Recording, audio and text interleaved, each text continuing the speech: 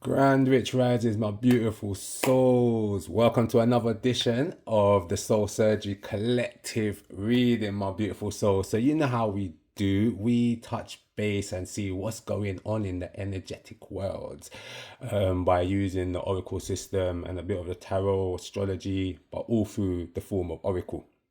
So, we're going to tap in and see what's going on. So, this week we're going to be looking at the actual lesson we're learning through a deity card. So the deity card representing an energy part matrix or a state of energy or a state of consciousness, my beautiful souls. And then we're going to look at what's going on currently using some an oracle astrological deck.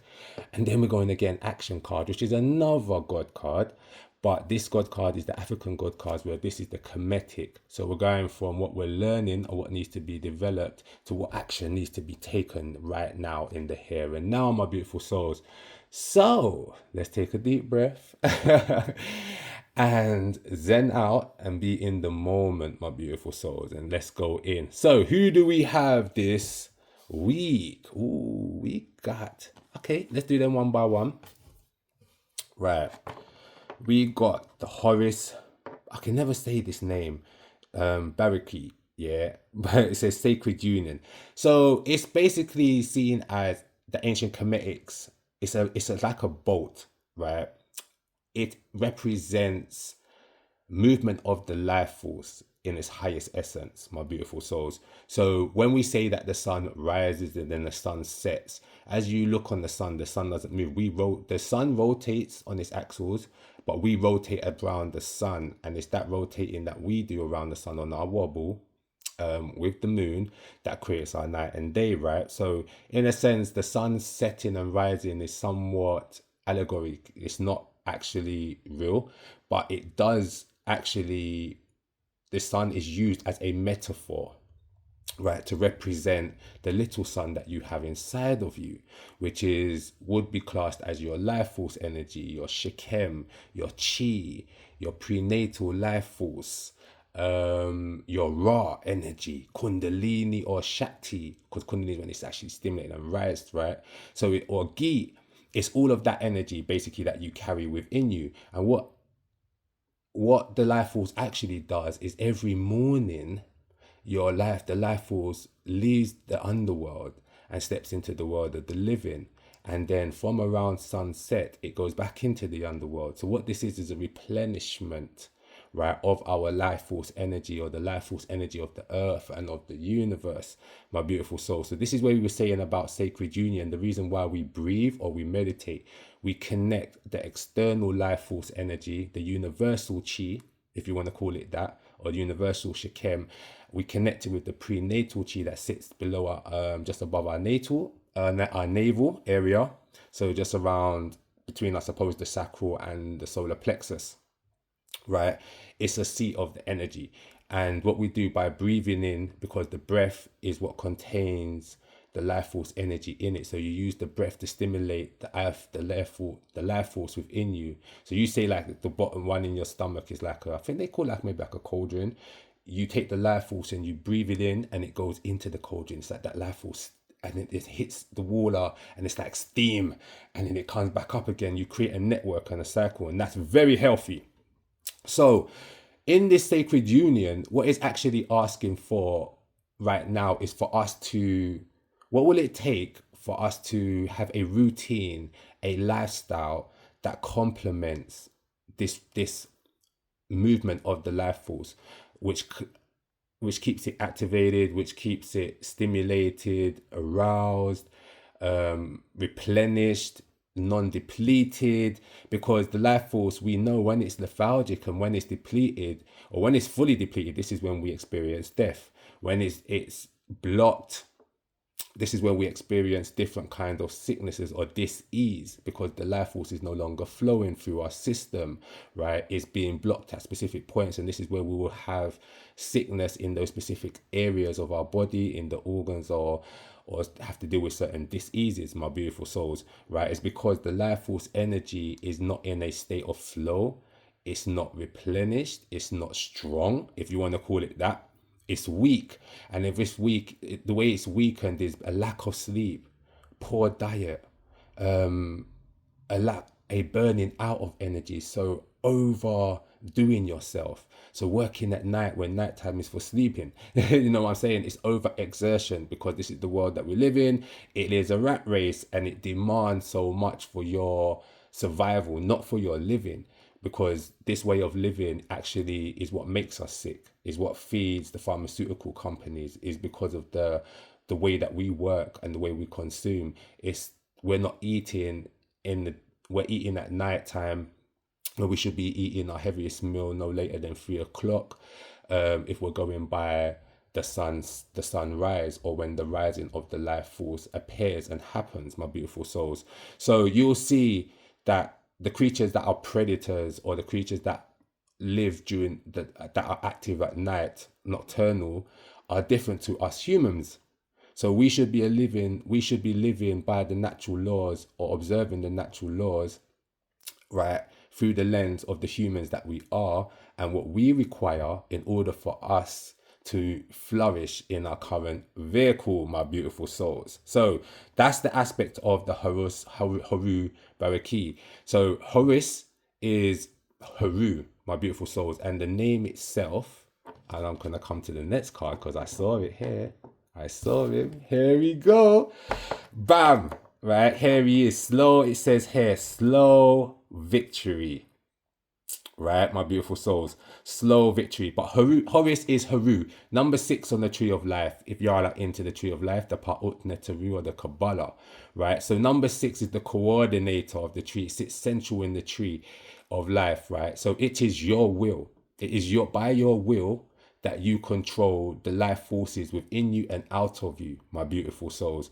So you will know that in the story of Haru, yes, he lost his eye. He is the child of Usar, the one God, the eternal God, or the eternal consciousness that resides in all things, right? He is the child of Auset, the goddess Isis, who had to restore her husband Usar, who was chopped up by Seth, right? Being the ignorancy, the anger, the left side of your brain, the segregative thinking, your so-called intellect, right? Number 8 on the tree of life. So number 8, number 7, and number 9 are still part of your animal spirit, your lower vibrational energies, the part of you that has been programmed. Right, so Haru comes as number 6 as the warrior to free you from that programming, hence his slow victory, hence the wound that he suffered of losing his eye through rage and anger, through arrogance, my beautiful souls, because this is the energy that we're saying that we are developing right now. So we do need to strengthen our will, so that our will can, impregnate our life force and or to steer the life force and mold the life force, because this is now willpower. So not willpower, it's will and power, right? So none of your intentions or your endeavors or anything you're trying to achieve or stop doing, even like you're trying to give up on an addiction or curb certain behavior, you need power to do that. You need power to resist the urges, power to achieve the endeavor. You cannot do that if your will is weak. When we say the will is weak, it means that we allow ourselves to sink back into the impulsiveness of, or the refluxes of our emotional programming. So something happens to us and we've been programmed to deal with it in a certain way, and that's what we do. We don't think. Haru demands that we take control. We do think and we take action and say, no, this is not who I am. He wears the double crown, the Pashat, right, to show you that he is master of his physical form, but also master of his higher self. And that's why he wears his own crown, which is the red part, and then the inner part, the Tef, is the crown of his father, Osar. And it also represents the upper and lower parts of Egypt, right, which again is symbolic of the lower parts of animalistic spirit that we have, that we need to be able to control. So in layman terms, this would be you wrestling with your ego, wrestling with your doubts and your fears, right? All of these factors are hindering your ability to achieve your endeavors, or to stop doing something that you're trying to give up, a certain behavior, to give up a certain thing. So we do need courage. This is the energy of Shango. the lightning god. Like, this is the energy of Michael, who slew the devil, right, my beautiful souls. This is the astrology, the astrological principles is the sun itself, right? The word Horus or Haru means rising. So it shows that you are rising and circumspecting your environment. You're taking a bird's eye view. You're detaching. This energy of number 6 represents freedom, my beautiful souls. Freedom from the tyranny of my fears, my emotional programmings, the culture, the religious beliefs that I was forced upon me to live by, the social constructs, the social expectations that are keeping me trapped in this survival rat race mind frame, a very limited mind frame. So Haru is tasked with, who am I? What is my higher self?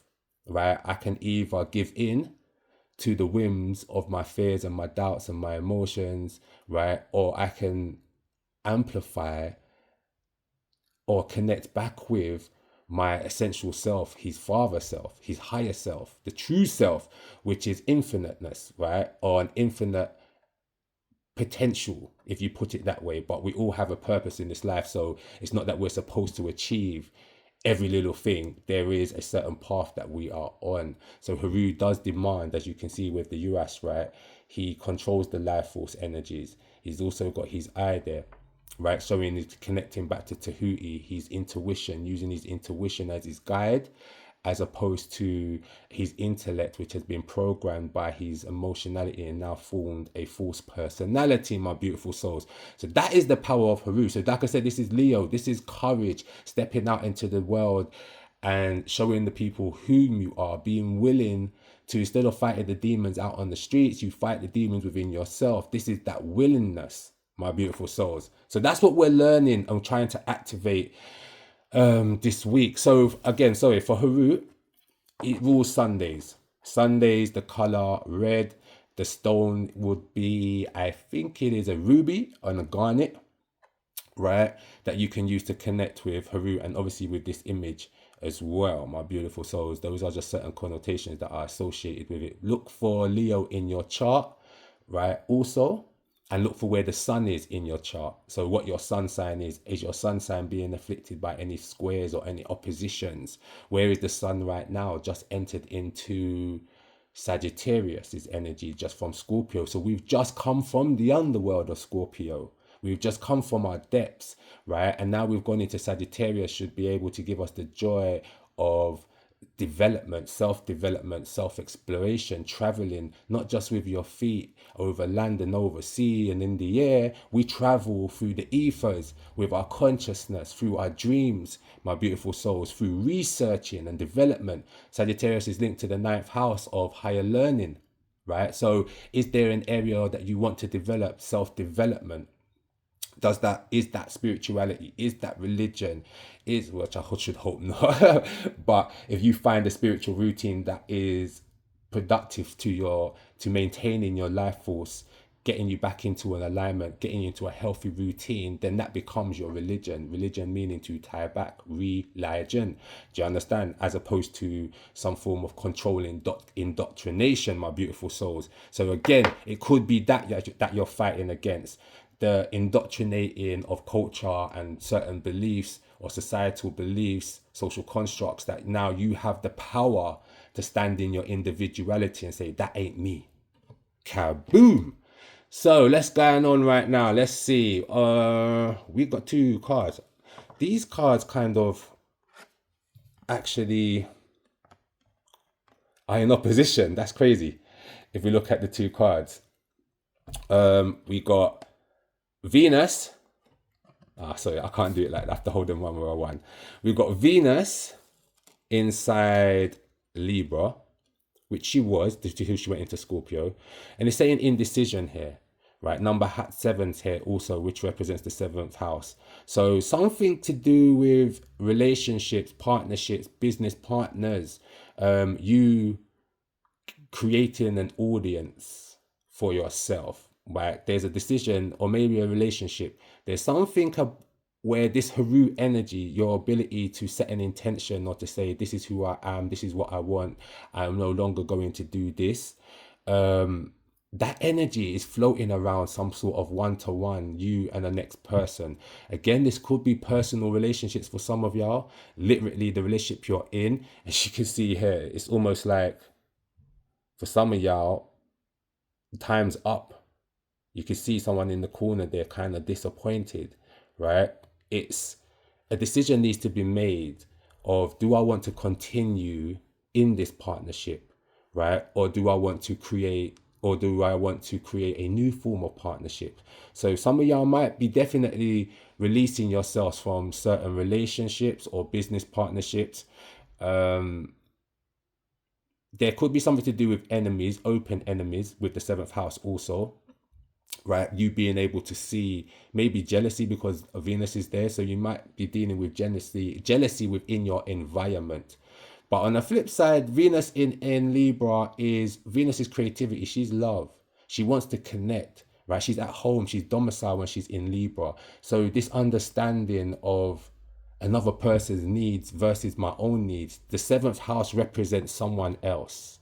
The first house, as you can see here, right, represents you, whom you are. You. So you have the first house of you, then you have this house of the seventh, right? But then you have this an ability to connect or build a bond with someone. But I suppose the question is, are you going to lose yourself? With the energy of Haru here, right? I think some of y'all have lost yourself. You've lost a sense of identity, right? You've looked for other people to kind of validate whom you are, or you seek relationships that validate a negative, false aspect of yourself, where you should be embracing relationships and connections that maybe challenge you, but bring the best out of you, force you into seeing the fullness of you, of yourself, forcing you to open up yourself, to share, to bond, to be authentic, right? So this is the energy of Mars inside Aries, which is on the opposite side. So you've literally got the lover, all about other people, balance, harmony, and then you've got the warrior, self-focus, me energy. And it says impulsiveness here, right? With Mars being in Aries. It's hot. When Mars is in Aries, it's hot, right? It's impulsive, yes, but it's so much more than that. It's fearless. It's willing to take action. It's willing to it can go to war and it can argue, it can be combative.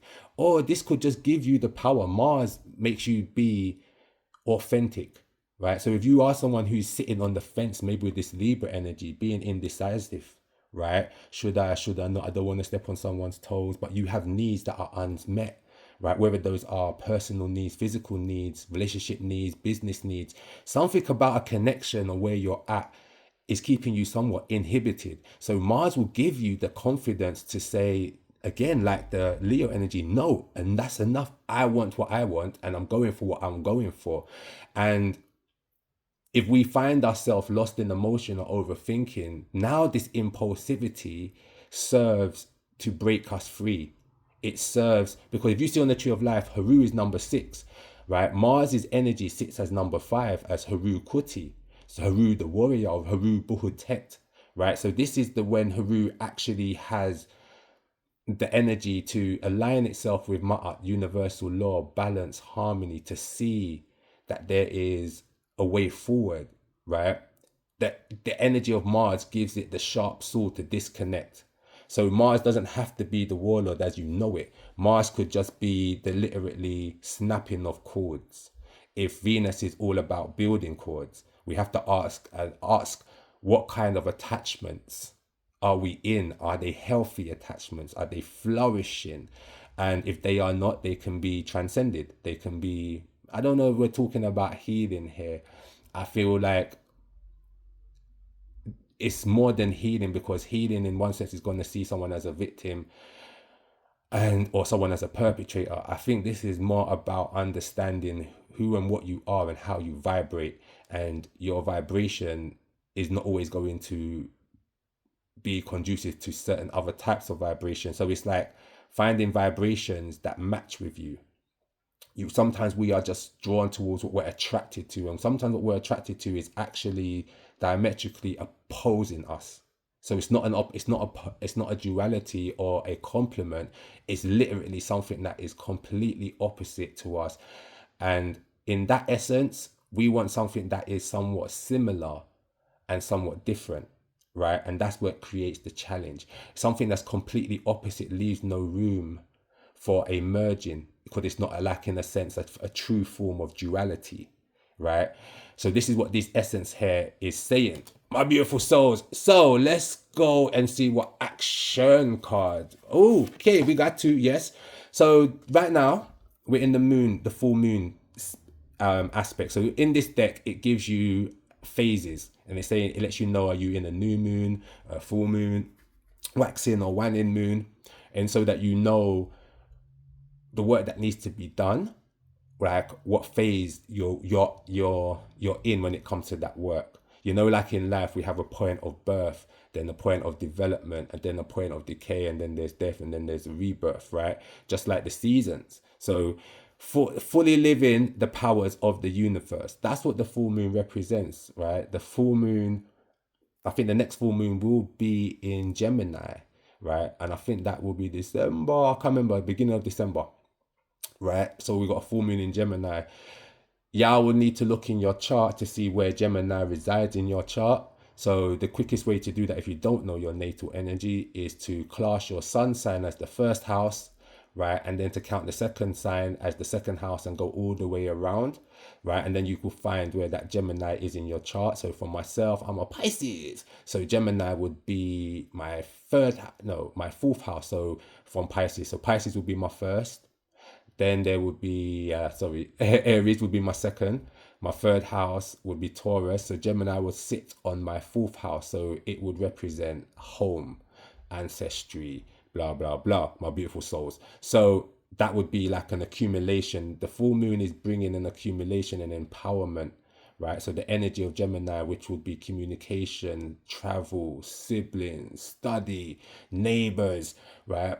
Linking with the third house energy, right? All of that, is going to be amplified, basically, right? For that full moon energy. And it's obviously saying that there's an accumulation. There's something you're leading towards, right? And then we got this god called Ofun.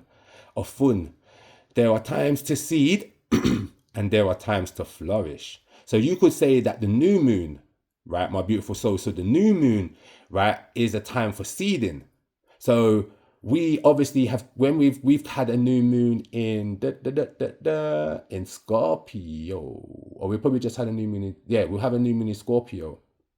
No, let me get it right. We'll have a new moon in Sagittarius, right? And that might be at the end of the month, around 29th maybe, right? Again, what is Sagittarius? Is energy, it's traveling, exploring, right? It is expansion of self, one's mind, one's spirit, one's soul, right? It's when you look at Sagittarian's energy, it's triplicity. It's got the beast mode, it's got the human mode, the ability to think, right? And then it's got the God mode, which is the archer, your ability to aim higher. That's practically the principle of Haru, my beautiful souls, reaching to become God in flesh, being the child of his father Auset, divinity, my beautiful souls. So I'm going to read you a little bit from Ofun, because I think there was a message in it that I wanted to get clear. So keywords: patient and understanding, consolidates material goods, creates and maintains long-term friendships and relationships, air of authority, generous, great word skill, especially spoken, intelligent, above unkindness, tendency to live many years, my beautiful souls. And the orishas that are associated with this god are Oshala and Obatala. So these gods also link to the Kemetic god Auset, which is the father of Haru, the will, but Auset is omnipresence, the eternal oneness of all things, the one consciousness that permeates within the whole universe, the consciousness that is conscious, that it is conscious, my beautiful souls. And you can see these numbers now. 1 and 9 equals 10. Auset is 1. That embodies the body, that embodies the essence of Amin, 0, which is consciousness and power, right, my beautiful souls? Energy, I should say. And then 10 itself is materialization, is manifestation. Yeah. And so the earth plane, right, the physical world, the universe, the tangible world. So where you are going to do your greatest works, you know what I'm saying? So you're going to ascend in the flesh that you are and then reap like the full moon. So we don't have to die to go to heaven and experience all of this so-called riches and abundance. Heaven is here, right here. And the kingdom of God is right here, right? Do you understand? Your blessings, your rewards, everything is right here, right? Because it wouldn't make sense to have to bear pain on this earth and then die to receive your blessings. That is some backwards stuff. So, if everyone in the world had your patience and righteousness, your greatest power is in your voice, that you speak and shut up at the right time and in the exact measure.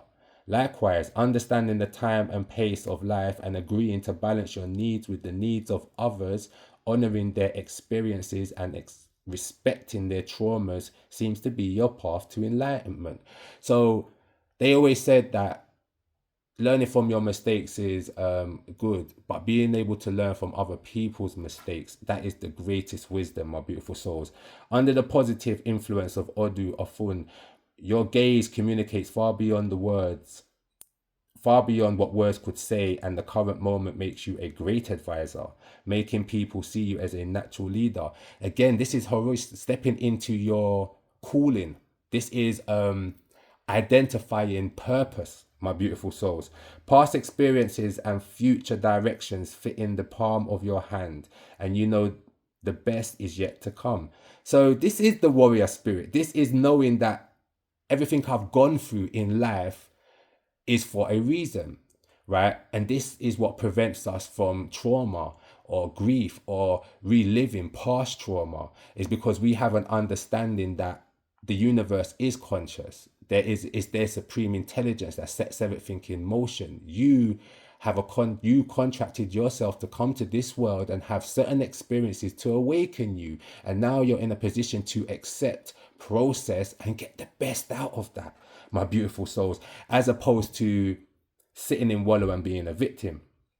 In fact, this optimism and ability to deal with the most complex situations with the understanding and tranquility of acquired wisdom is one of your greatest qualities right now. If I could give you one single piece of advice, it would be to learn how to apply this serenity from now on, even in face of dangers and despairs yet to come. So we don't need to be Haru Paha correct, right? We're baby Haru, which was what he left why he lost his eye, meaning that he reacted to every little situation that came his way. He allowed his anger to consume him, right? This is what life has taught you, right? That you do not need to act on every emotional impulse that you feel, every external stimulus.